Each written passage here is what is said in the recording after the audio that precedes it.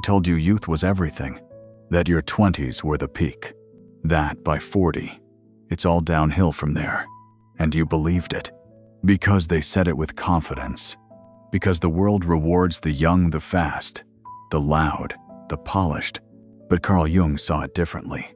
He believed the real life, your actual life, doesn't begin until the second act, the moment when the performance starts to crack and the mask you've worn for decades begins to feel unbearable.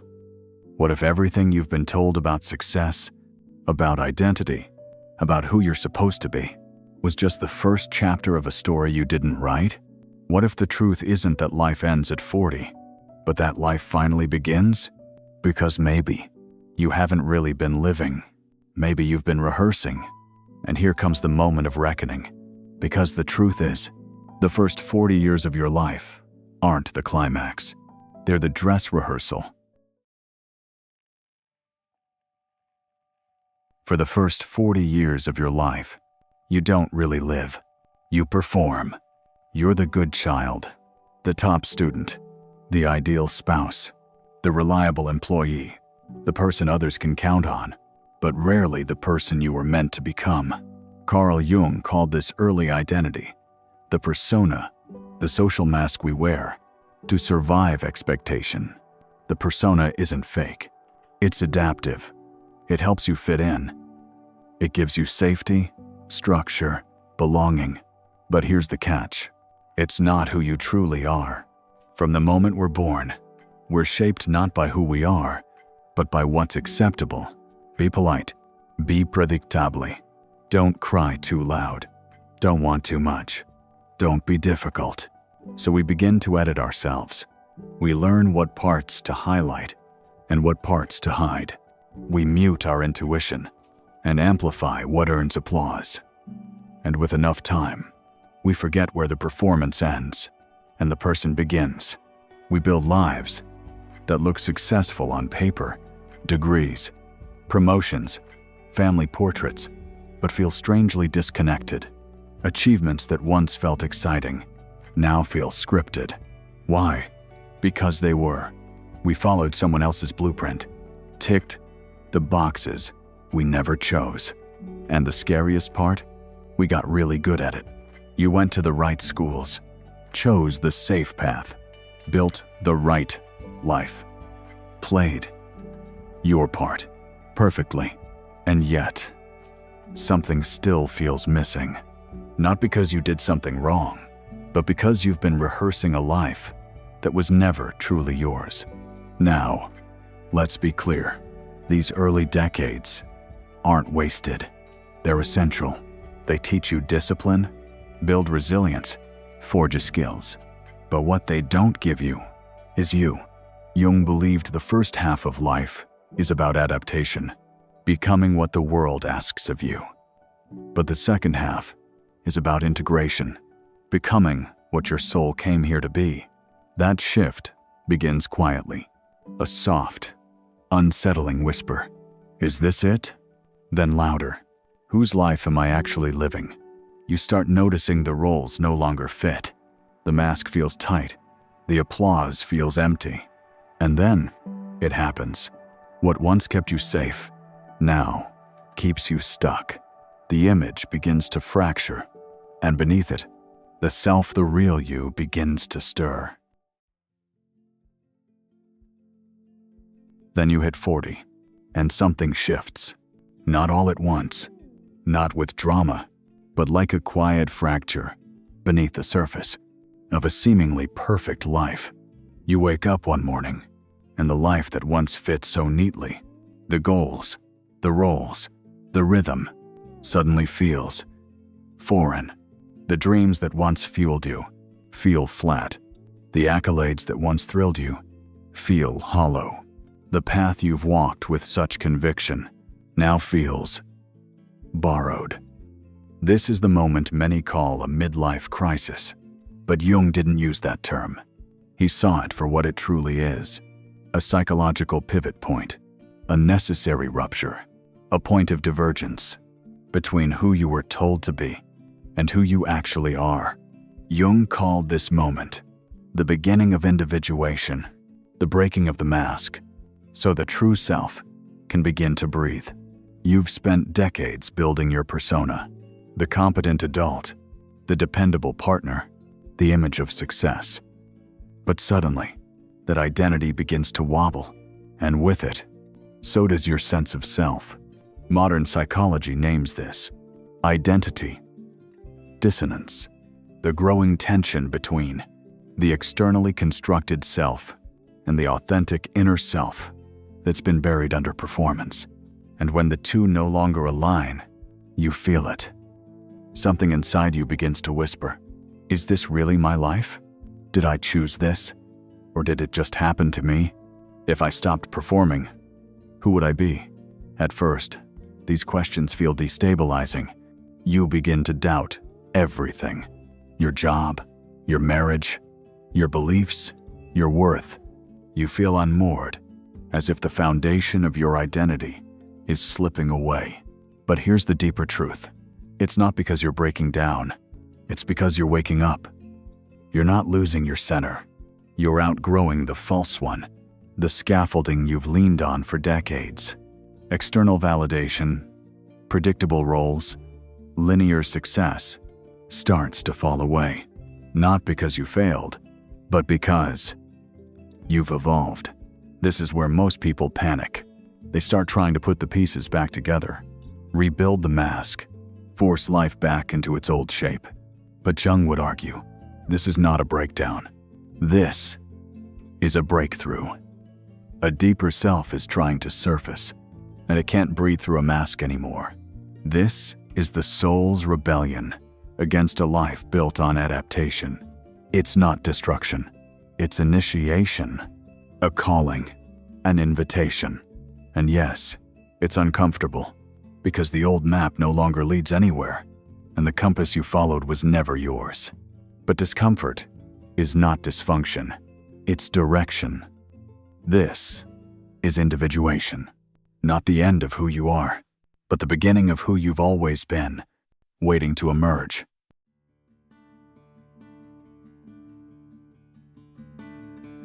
So, what now? If the persona is no longer enough, if the life you've built starts to feel like someone else's, where do you go from here? Carl Jung believed that this rupture, this internal break between your roles and your essence, is not a crisis. It's an initiation. He called it individuation, the most important journey a human being can take.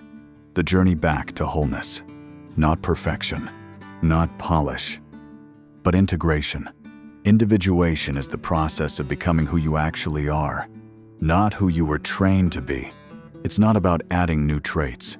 It's about recovering the parts of yourself you had to abandon just to survive.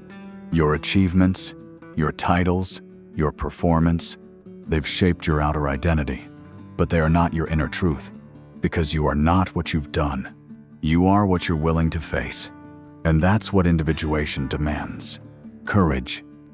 The courage to confront your shadow, the parts of yourself you've hidden, rejected, or judged. The anger that was never safe to express. The sadness you buried to stay functional.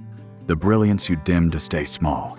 You see, the world may reward conformity, but the soul seeks coherence. It wants your life on the outside to match your truth on the inside. But that truth, it doesn't fit inside tidy boxes. It doesn't care about social status or scripted success.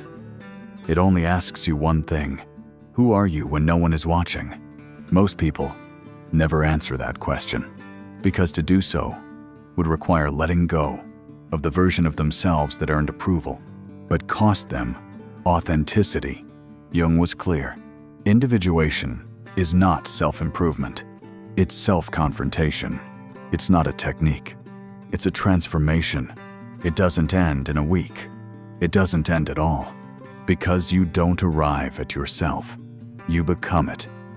And no, this process won't earn you applause.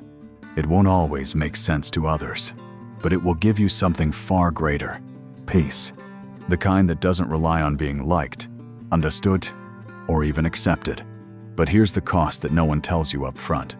The price of awakening is the loneliness that often comes with it. There's something no one tells you about waking up. It's not just enlightening, it's isolating. You don't just see yourself, you see who never saw you to begin with.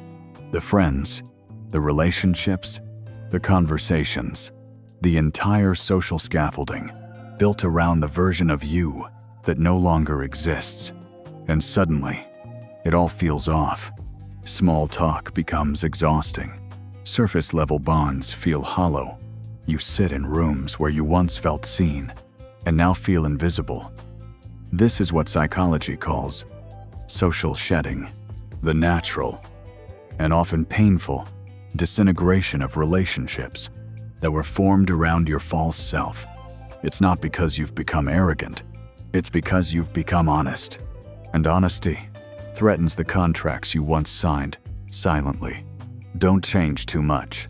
Don't speak too deeply. Stay within the role. But when you step out of the script, those contracts break. And some people leave with them. Some people loved your mask, not your truth. And when the mask slips, so will they. Not everyone wants to. Some preferred your mask. It matched theirs. And this is the heartbreak of individuation. You're not just shedding old beliefs. You're shedding old belonging. And it hurts. You start to question yourself. Am I pushing people away?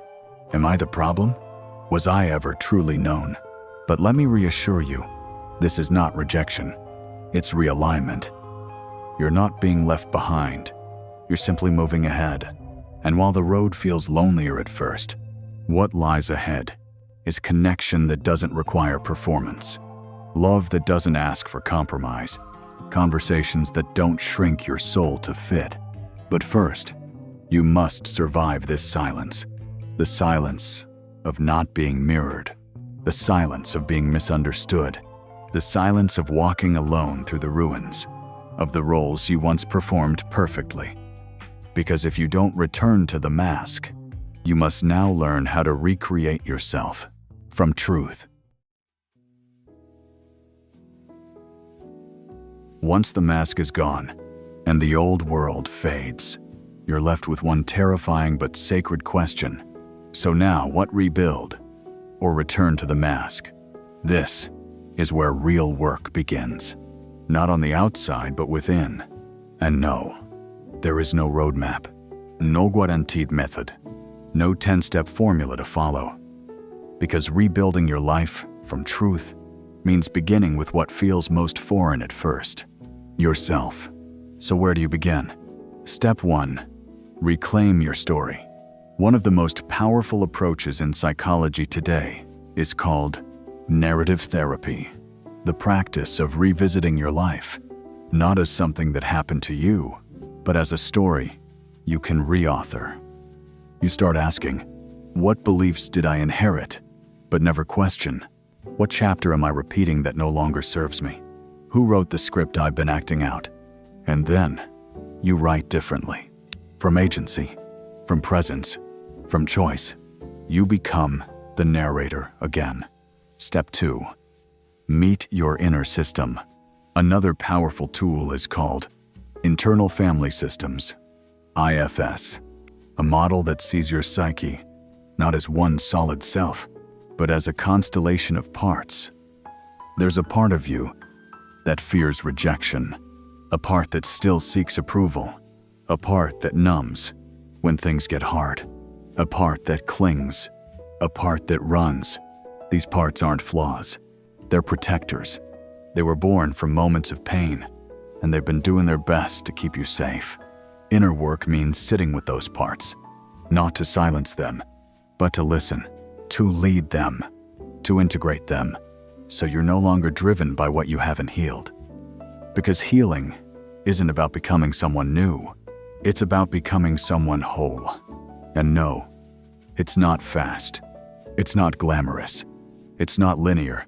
You'll try things that don't work. You'll revisit pain you thought you'd buried. You'll feel lost more than once. But none of that means you're failing. It means you're finally doing the real work. And from those fragments, from that ruin, a life begins to form. Not one built from fear, but from truth. Not one shaped by expectation, but by intention. Not a life you were handed, but a life you choose.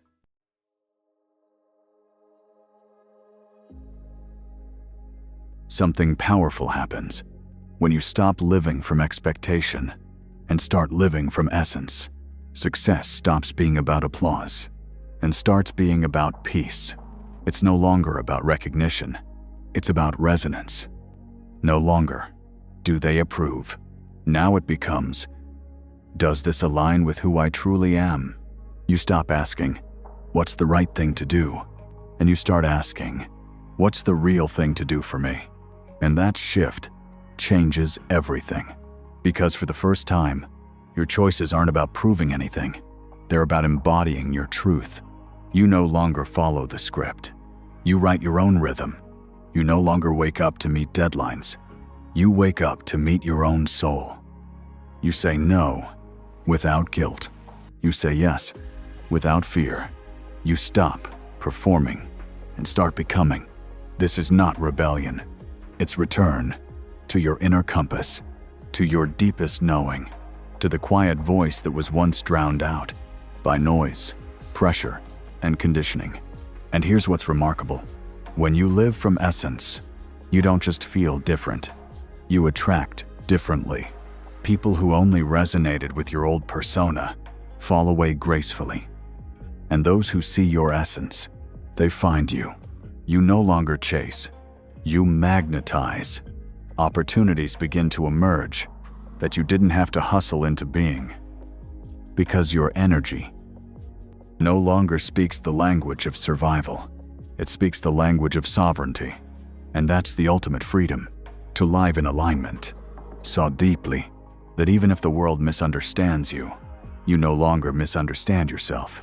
And now, the most important question appears. You've seen the truth.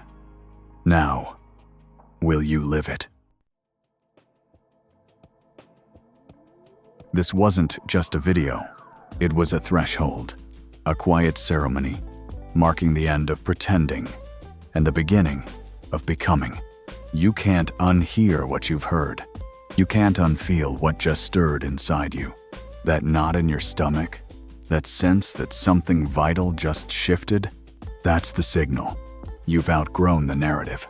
The one that told you your value was in your youth, that your prime had passed.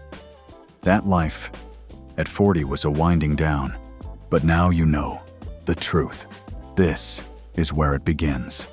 Not because it's easy, but because it's real. And real is what you've been craving all along. Real alignment, real direction, real self-respect, real peace, the kind that doesn't depend on applause or permission. From this point forward, your life is no longer a performance. It's a reclamation. You're not here to chase scripts. You're here to write what finally fits your soul. From essence, from clarity, from depth. And no, not everyone will understand. Some will doubt you. Others will try to pull you back. But don't look back. You're not going that way. Because now you know you can live for real. Not as a version of someone you were told to be, but as a reflection of who you actually are. So here's what I want you to do. If something in this resonated, if you know, deep down, that today marked a turning point, then don't let it pass like another piece of content. Mark it, anchor it, claim it, go to the comments, and write, awakening is irreversible. Not for the algorithm, for you, so that tomorrow or next week, when the fear creeps back in, you'll remember the moment you crossed the line from autopilot into authorship, because your story doesn't end at 40, it finally begins. And I'll see you in the next video, not as who you were, but as who you're finally ready to become.